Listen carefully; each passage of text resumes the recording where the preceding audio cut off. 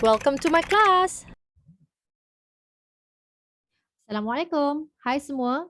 Untuk sesi kali ini kita akan belajar tentang gerakan linear dalam bab 11 daya dan gerakan. Okay, dalam bab ni kita akan belajar tentang perbezaan antara jarak dan sesaran serta unitnya.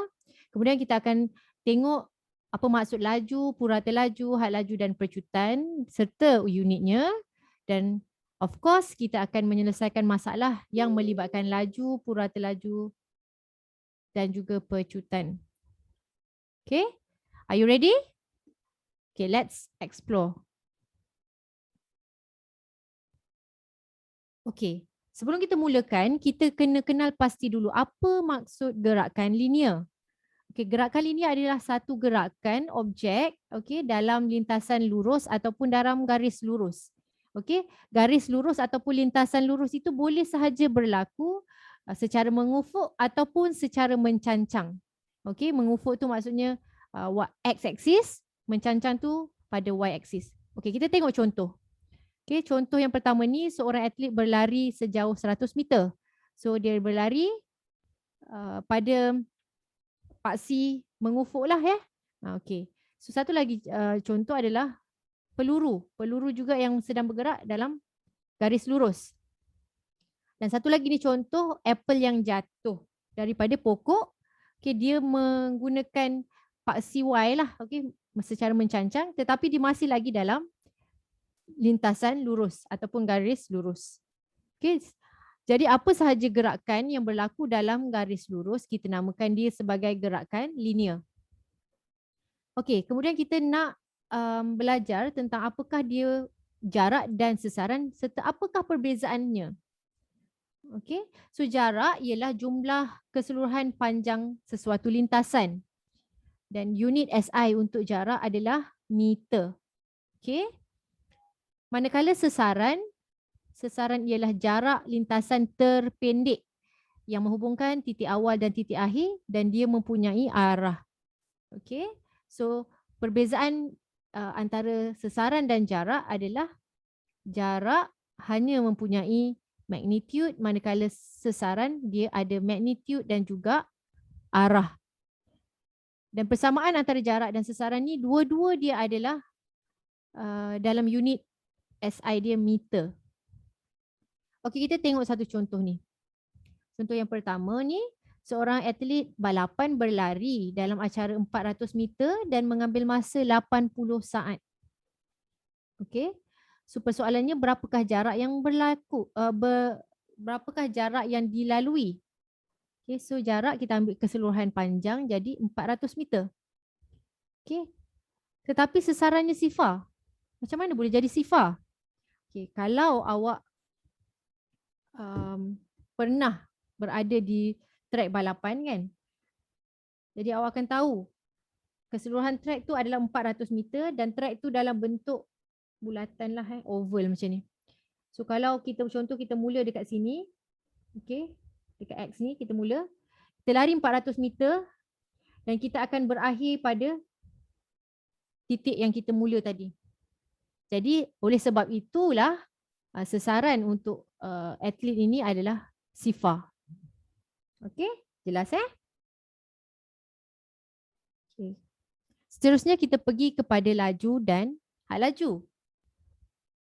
Okey, apa itu laju? Laju adalah kadar perubahan jarak. Bila kita kata kadar, maksudnya dia per masa. Okay, jarak per masa. Okay, so jarak unit dia adalah meter, masa saat. Jadi, itulah sebab unitnya meter per saat. Okay. Had laju pula, dia adalah kadar perubahan sesaran. Okey, kadar tadi kita kata per masa kan?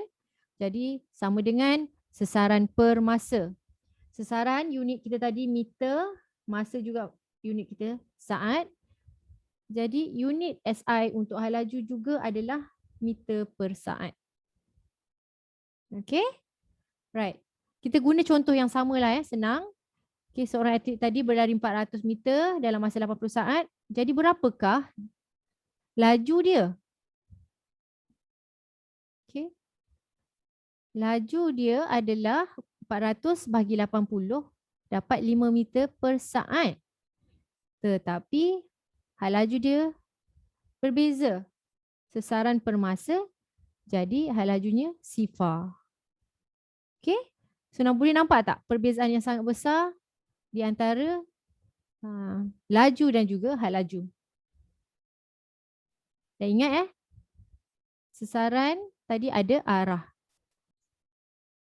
Baiklah, untuk kita lebih memahami tentang konsep pecutan dan nyah pecutan, saya akan menggunakan aplikasi virtual reality daripada vative.com. Jadi, kita akan bersama-sama di dalam kereta saya ini yang akan saya pandu. Okay, come join me and let's have a ride together.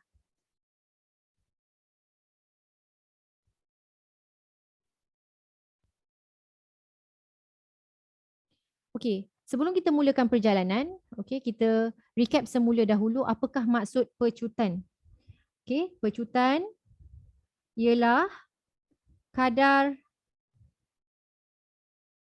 perubahan hal laju. Okey, ataupun simbol dia, formula dia A is equal to V minus U over T. Okey? Alright. So, kita akan mulakan perjalanan. So, put on your seatbelt and let's go. So, perhatikan hal laju saya sudah bertambah apabila saya tekan pedal minyak ni dan telah mencapai hal laju 100 km per jam. Okey, tengok. Daripada asal tadi saya tidak bergerak 0 km per jam kepada 100 km per jam. Okey. Jadi apakah yang awak perhatikan apabila saya menekan pedal minyak saya tadi?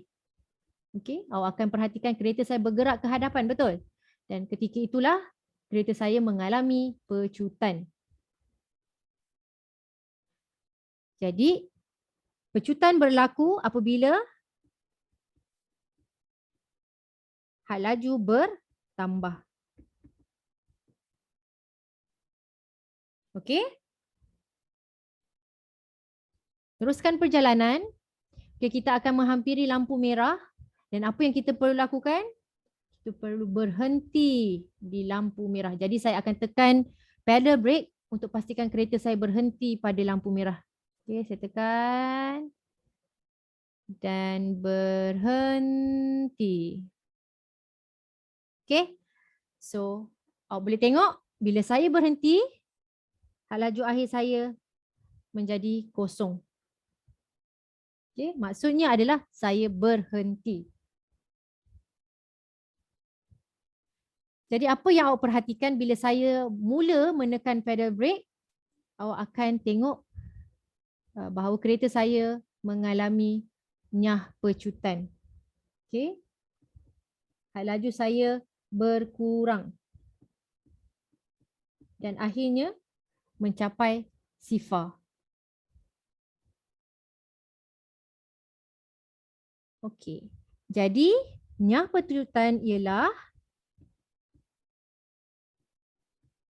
keadaan di mana had laju berkurang. Ketika itulah berlakunya nyah pecutan. Okey?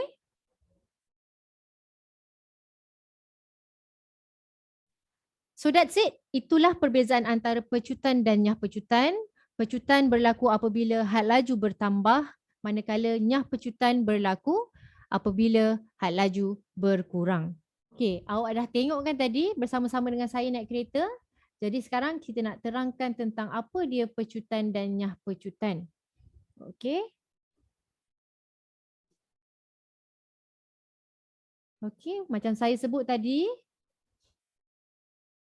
bila objek itu bergerak dalam garisan lurus, objek itu boleh mengalami dua gerakan. Okay, sama ada dia akan bertambah had laju dia, yang mana kalau bertambah had laju kita panggil objek itu sedang memecut. Kalau had laju dia berkurang, jadi kita katakan objek itu mengalami nyah pecutan. Okey, apakah formula pecutan? Okey, pecutan ataupun simbol dA sama dengan had laju akhir V tolak dengan had laju awal U dibahagikan dengan masa T. Okay. Had laju awal adalah had laju objek ketika dia mula bergerak, manakala V adalah had laju objek di akhir gerakan dan A adalah kadar perubahan had laju. Itu adalah definisi pecutan. So kita ambil satu contoh dekat sini. Sebuah kereta bergerak pada keadaan rehat. Daripada keadaan rehat dengan pecutan seragam sehingga mencapai 50 meter per saat dalam masa 10 saat. Jadi dekat sini kita ada beberapa maklumat yang diberikan. Had laju awal dia kata tadi dalam keadaan rehat. Jadi dia adalah kosong. Kemudian had laju akhir dia kata mencapai 50 meter per saat. Dan masa yang diambil adalah 10 saat. Jadi masukkan semua maklumat yang kita dapat tadi ke dalam formula. A sama dengan V tolak U per T. Masukkan semua nilai dan kita akan dapat pecutan dia adalah 5 meter per saat per saat. Okay. So maksudnya kereta itu mengalami pecutan kerana had laju dia semakin bertambah. Jadi kita tamat dahulu bahagian 1 untuk gerakan linear ni. See you in my next class. Bye.